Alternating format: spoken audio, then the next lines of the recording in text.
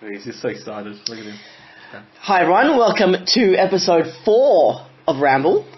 Ben is back from his... That was the worst quality, Scott. So Ben is back and his hair is looking much better. And Barbs is, of course, back from Melbourne with conjunctivitis. Yep, struggling over here. And I'm sitting next to him, so that'll be a good experience. And the wine is back, so I think everyone will be far more pleasant, I think, with a bit of alcohol in us. I think so. Gets things rolling. It does. So to kick things off, we're actually having a bit of a discussion while we were looking around Ben's apartment. He was having his usual sort of up his nose conversation about the food in Paris. But I think from Barb's coming from Melbourne, I think he can add a lot to this discussion in regards to sort of foodery. What were you mentioning before? Oh, I was just saying, so just a bit of background for those listening in the car or at home or wherever they may be, that I lived in Melbourne for 10 years, recently relocated to Sydney, and upon my frequent visits back to Melbourne, I find Melbourne quite up its ass when it comes to food and cafe. Mm-hmm. I think there's no difference between Sydney and Melbourne in that regard. Maybe in Sydney you find the odd horrible coffee, and the patrons in the coffee shops are not of the same calibre. I mean, Tick will, regularly get a sugar in his coffee. You wouldn't see that in Melbourne. Let's not hear of it in Melbourne. Let's not visit that again. Let's not do it again. There is a problem with the one. There's a huge problem with the one. But no, and I agree. So in fact, you mentioned a great comment the other day how if you go to someone from Sydney and say, Melbourne's better, we won't even react that harshly because we know that we're better, especially in the eastern suburbs where there's beaches and when you weather and when you lazy up boys yourself in the eastern suburbs. Well, fair enough. Yeah. But Melbourne has got some sort of sense of entitlement. Like they need to say it's a chip. It's a big chip on the shoulder. First of all, you get great coffee in Sydney. You get great coffee in Sydney, and the reason why you need to drink more coffee in Melbourne is because the weather's shit and you need to keep yourself warm. There has to be. Well, people do tend to go from cafe to cafe because you just can't be outside. Like that's a big part of it. Ben. All I can say though is the coffee in Australia is magnificent. Compared to Paris. Now that I'm in Paris, my word, oh word, it is cuck. Laz, you need at least 7 sugars to survive the coffees here. Well, Ben, get behind the coffee machine, Ben. Show them how it's done. You've got the beard. Well, no. We've sussed out the good coffee places, and they're all run by Aussies or Englishmen. But a regular place where you order a coffee is just truly unpalatable. And for a man who enjoys a good coffee and a good flavour profile, I struggle. Really? And so food, apparently they've got food, apparently, they've got better coffee, and they've got graffitied walls. That's apparently the 3 things that they've got, which makes it this art deco, look at me, we're in Melbourne, we've got more culture. In fact, I'll go one better, I'll tell you culture. I was at an apartment last night. There was an art gallery across the road with 2 hanging doors. That was their exhibit. Now, if that's not culture, I don't know what it is. What do you mean by hanging doors? There was 2 doors hanging from string from the ceiling. Interesting. And what do they mean? You know what do you think? Yeah, what do you think it's telling you, guys? Maybe that life's an open door and you need to push it aside on some string to sort of make the most of it. That's what I got out of it. Yes, you're such a literal person. Oh, wow. Literally 2 doors. I'm like thinking, this is just beautiful. This is where our world's got to. So, the one thing that Melbourne does have is that sporting precinct in the middle of the city. It does have sport. And maybe this is sort of eastern suburbs pretension in Sydney, but I don't need my major sporting stadiums out at Olympic Park. I'm not interested. That is an issue. It is a massive issue. I don't want to have to catch a bus to the Sydney Cricket Ground. It's absurd. This is true. And Wait, you're complaining about the location of the SCG? Well, just the sporting precincts. I mean, everything in Melbourne's so central in the middle of the city serves everyone very well. Ben, you're going to have a go at me because I live very close to that area, right? So it shouldn't inconvenience me. I'm saying the SCG is actually an outstandingly located precinct. I thought you were talking about ANZ Stadium, which is absolute cuck nowhere. That's what I was talking about. You said SCG. You mentioned the SCG. No, I'm just saying the level of transport to the SCG is poor. Oh, yeah. It needs a train line. It's not like Melbourne. It's not like Melbourne. My word. You are such a little petty. Ben, you haven't set foot on a bus for 5 years. There's no way that you would degrade yourself in that manner. Flies in his helicopter. No, but there's a great Uber network, so just use that. I do use that, but it is more expensive. Well, expensive. So there's stadiums, but what about like the key question is in ladies? How would you compare that in general from a Sydney to Melbourne? Oh, there's no contest. It's Sydney every day of the week. Was that because they rugged up in Melbourne? Maybe you can't see any substance there. It's the beach. I've seen the substance. I've tasted the flavours. You've tasted the flavours. It's not much of a contest. Isn't it? No, it's not much of a contest. And that's a huge part of a city. You know what I mean? Well, from the male perspective. It makes monogamy extremely difficult. No, seriously. No, I think it does. Listen, I'm not saying I can't do it, but it's a challenge. Whilst there's someone in the next room. But no, like I think in general it's a challenge. It is. Not to say you can't do it, but it's a challenge. It is. There are a lot of fine women walking around. Is that maybe why you're single, Barbs? Oh, it could be one of the reasons. I mean, a lot of them won't have me, Tick, but Well, no. I mean, like I do sometimes question the reasons. I mean, I think the one was that her ears were too small. I think potentially. I think the other one was. I don't deal well with deformity. We've gathered that. The other one, I think, drank a different type of wine that you didn't like. Ordered a cocktail too early in the relationship. There are many reasons why you can be dispensed. Perhaps liked sweet potato. That would have been... This sweet potato comment early on, when I for those who weren't listening at home or in the car, early on I made a comment about sweet potato and how I thought there was too much of it. It was only because there was a sweet potato sitting in front of my fares. I wouldn't have made the comment otherwise, and it's garnered this enormous response. In fact... What is it that you have against the sweet potato, exactly? I'm not getting into it, Ben. I'm not getting into it. But since I need to get to the bottom of this. It's ironic, because since then, I've found the biggest probably sweet potato I've ever seen in my life. It's probably a metre long. In your, I think it was even in your room. I think there was not in my room. I think there might have been some latex around it. Well, I think there was some lube next to it and some latex. My roommate does have this one sweet potato that's been sitting on our counter for probably 3 weeks now, and she beats me with it. Beats you? No, it's not. What? In beats? No, not with forward thrusts. with downward pummelings. So wait, are you slowly working your way through this sweet potato, or is it sitting in a hole? She hasn't touched it. I thought it was like Homer Simpson and his massive hoagie when she initially bought it, but she's done nothing. Nothing. Absolutely nothing. Well, it's an ornament. Surely if I were to throw it away. Well, if I were to throw it away, I think there'd be hell to pay. It's a conversation starter, I think. It is a conversation piece. It can go one way or another. Okay. Some people have interesting books on their coffee tables, and we have a massive sweet potato. It would definitely open up a conversation. That's just a matter of whether or not you have anything to follow up that conversation with. No, nothing. Nor any interest in it. Look up some fun sweet potato facts. Anyway, moving on. Moving on. Well, another conversation actually I had the other day is, and it just came up before, is a girl a slut if she sleeps with a guy on the first date? Absolutely not. Absolutely not, Ben. Elaborate. Came from the guy. Well, first of all, no, I feel like this is a really, really, really disappointing conversation to have. Given that, what happens if you flip it around? If a guy does, is that a problem? No. No, but let's not pretend. We live in the 21st century. No. It should not be a one-way street. No, it is certainly not a one-way street, right? No, at all times of the is. day and night. No, but let's not pretend that the sexes are exactly the same. They're not. No, but what is? No, you're right. They some of them. Let's be honest. Their ability to sort of solve problems is less. It's physiological. I'm joking, but your mouth is just opening wider and wider. Going, what are you saying?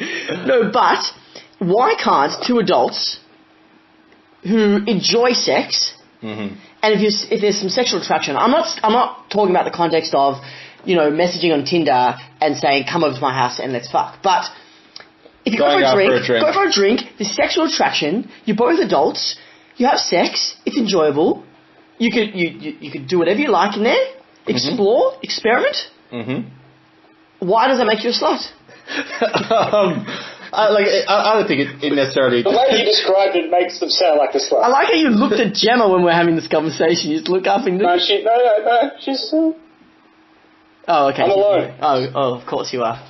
She'd be pummeling you at this conversation if she heard you. Like, I don't think it makes it makes either yourself or her a slut. However, right, just given our social mores, I would question if a girl were to sleep with me on the first date. I liked her. I might be a little disappointed. Disappointed? I'd be a little disappointed. But you don't like the kiss on the first date? No, I don't. Like, No. particularly if I think there's... You're old-fashioned. I am old-fashioned. Old-fashioned or a pussy. Either way, sometimes you can use them. Either way, it is what it is. Yeah. I have a code. And if I like the girl, I don't like to rush things, you know? But if she wanted to, because she was sexually attracted to you?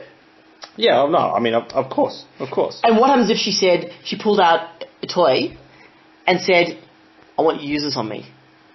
Is that her? Like, what's the level of her slut? Just on the first date. Stick it in my ass. Does that make her a slut? The first date. Yeah.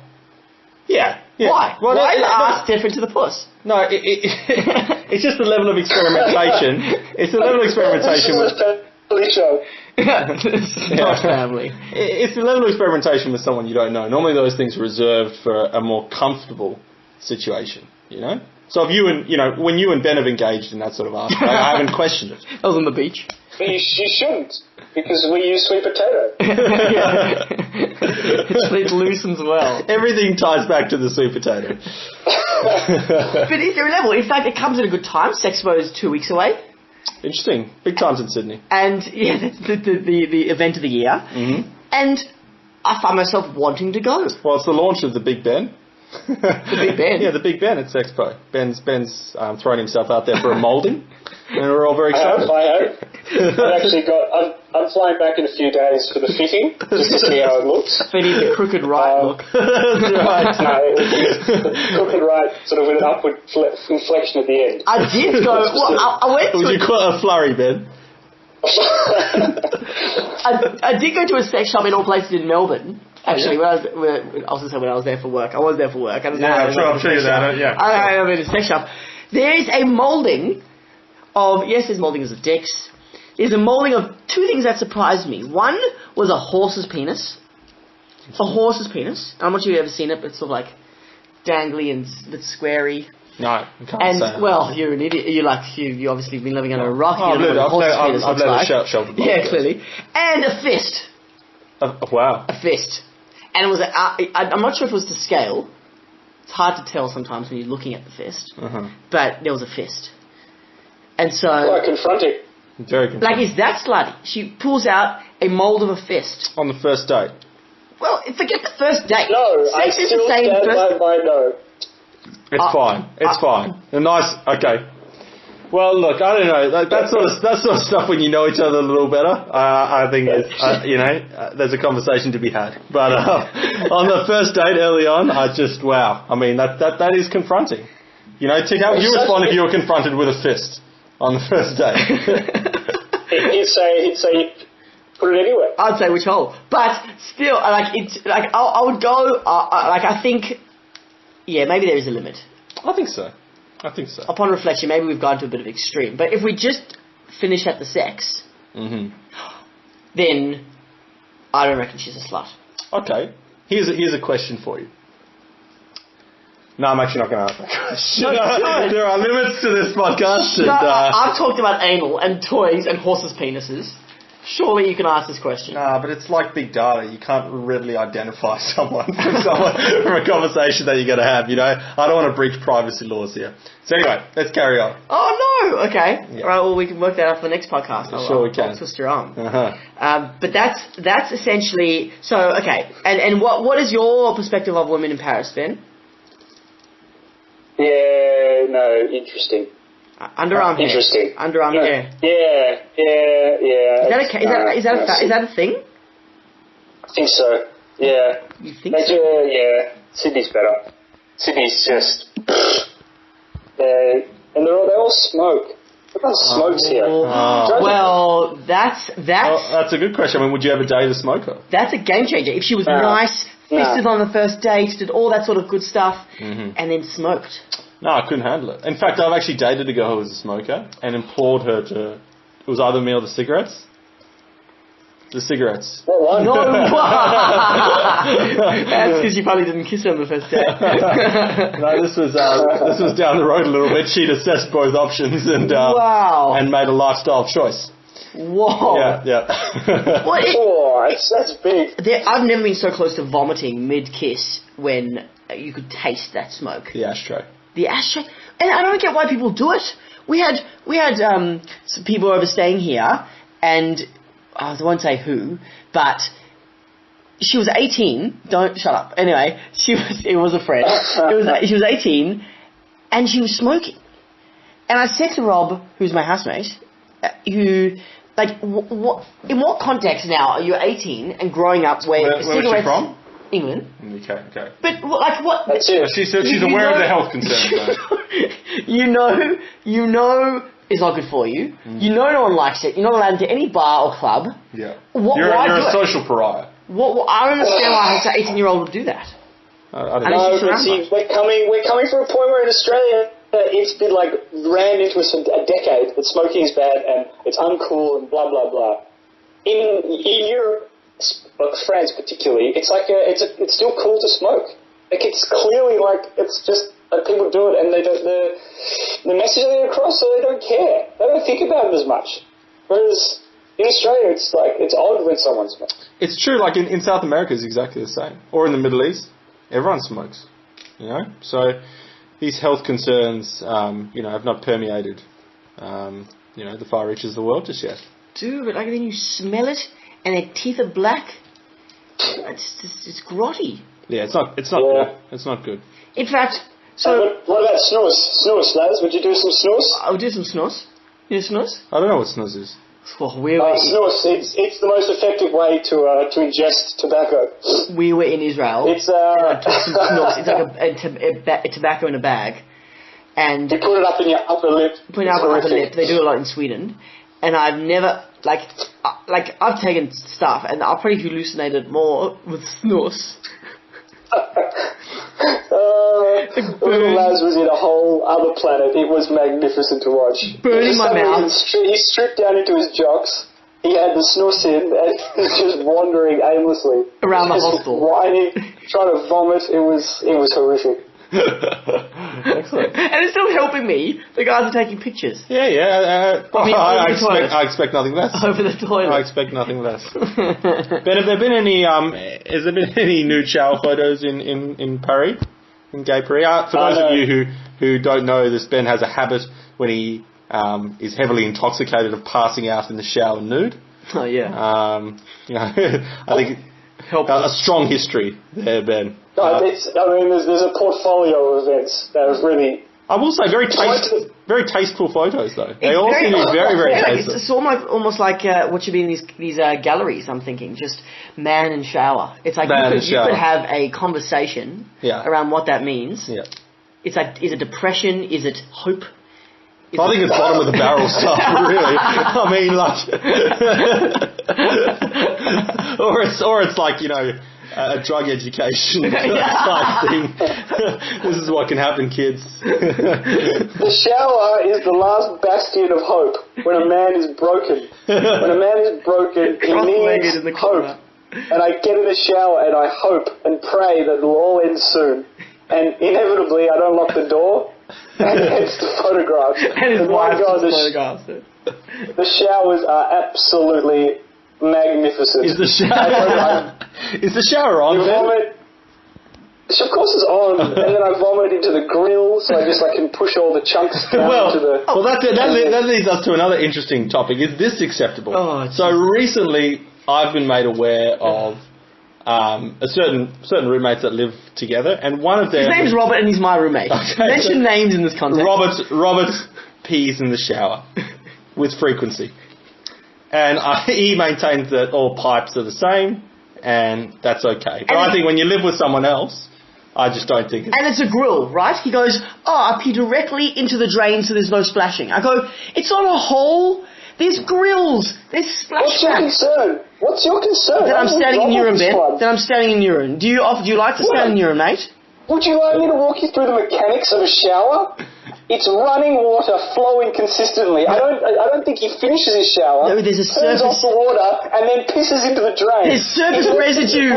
There's surface residue that stays between the tiles. There is, Ben. You're then you should not poo in a city. Well, you shouldn't share a toilet with someone because the poo particles are floating everywhere. I can't. For the love of God. You have other options. Yeah, but you don't have other options with the toilet, Ben. You have other options with the shower. I put it to you, it's cleaner in a shower than it is in a toilet where you have no running water to stop the splashes and the floats and all of the sort of unwanteds getting up in your face. Hold on, you're comparing peeing in a shower to pooing in the toilet. Why don't you compare peeing in a shower Even peeing in a toilet. Because if you're standing up when you wee, which us men tend to do, can I agree? Yes. Well, not always. Sometimes I'm reading. If I'm reading. Even when you've got a bit of morning wood, it's easier to sit down and do it. Understood? Yes, not what I was implying. But if you're standing up, then there's a lot of distance between the head of the dick and the water. So you shoot this liquid downwards, it gathers speed, hits the water, velocity it just goes in, it splashes. Yeah, but you clean the splash. I'm responsible and I clean the splash. These are the unseen splashes. Well, Ben, I'm talking about the little microscopic particles that the water of a shower would actually keep down and force into the drain. Well, can I ask a question? How does Gemma feel about you peeing in the shower? Yeah, when you... She doesn't know. I figured as much. I'm that confident she'll never listen to this podcast, but I can say this. Well, I've taken to get Rob back, and I've jerked off in his bed. So essentially, that's the end. That's also okay. It's also fun. He happens to really enjoy it, so that's on him though. Yeah. That's on him. So we're now. It's a bit scratchy, but on that note, that's a perfect way to sort of end, I think, the podcast with the jerk off in the bed. Is there a... So we're all feeling tired. Is there a final thought to this? I know we haven't pre-thought this, as we never do. Ben looks lost. He is panicking. My final thought is that ex-girlfriends they can't be friends. We could talk more about next thing, but ex-girlfriends shouldn't be friends. They know too much. They'll be too exposed. You can't be friends. Latent feelings, perhaps. Latent feelings. Oh, and a second thought, sorry. For those of you who don't have a thought of you two guys. Can't have two thoughts. No, my second thought, and this is for the next podcast. Photos on Facebook, who gives a shit? That's my... who gives For a bit of context, Ben started a food bloggery and is just polluting Facebook. Who gives a shit? Seriously, I don't give a shit about the bread that you're making, about the tea you're sipping, about the fucking croissants you are penetrating it with. I don't care, Ben. I want to... First of croissants here, they're too flaky to use as penetrating. I'd rather see you peeing in the shower, to be honest. Yeah. Whenever Ben says gymnasium, we hear patisserie. Yeah, that's true. Pretty much it. This is true. Final thought, Ben? There is an absolutely underrated joy in making your own food.